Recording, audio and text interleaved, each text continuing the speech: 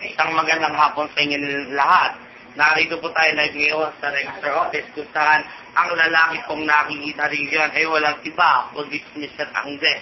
Ang pinagurian, ang controversial na indikator.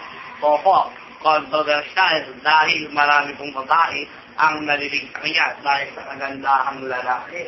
Hindi niya nakakaila na talagang totoo na magandang lalaki at maraming magkakagusto sa kanya mga estudyante.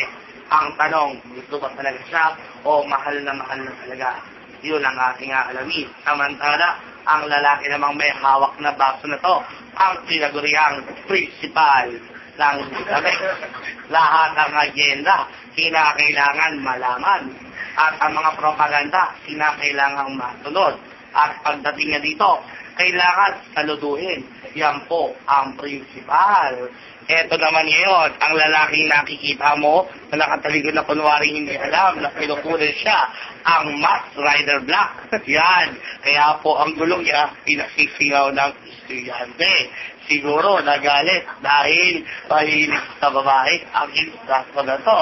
Magdidinay pa, yan, si Mr. Palmeo. Samantala, katabi ni Mr. Palmeo, ang nag-iisang maganda at kaakit-akit na si Miss Bode. Katawan pa lang ang Miss Universe na. Pag umarap, konting dingon, ayan, kaya nasubili, ikaw ba yan? Seryoso na nagtatay. Mausap niya si Doctor in the State. Yan, magpapadala na ng dollars. Ma'am, 5-6 po. 10% lang po, ha? Okay, makikita niyo na dito si Miss Bernardo. Yan, madalas niyang sinasabi, I'm gonna knock your head. Okay, harap, how much is that doggy in the window? Yan, nag-iisa sa mga English instructor, bawal mag-Tagalog at oras mag-English. Kaya sa debate nila, puro Tagalog ang paliwanag. Okay, yan, si Miss Bernardo.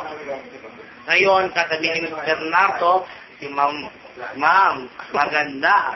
Nakita ko kanina, ang lakas ng boses, ang kapag-estudyante na tulala sa kanya. Straight ko, dahil kung hindi, bibilang ka, 1, 2, 3, 4, 5, pagsa. Okay? Yan si Ma'am Beauty. Yun naman, si Maring Rich. Ay, sir, gusta, pag pumasok, nakakagulat, para kang nakakin sa puso.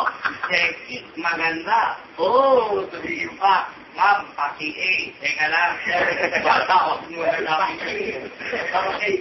So talaga, ang sulit-sulit, napakapait, matibag. Close kami yan. Kaya, ang aking requirement, ayusin niya.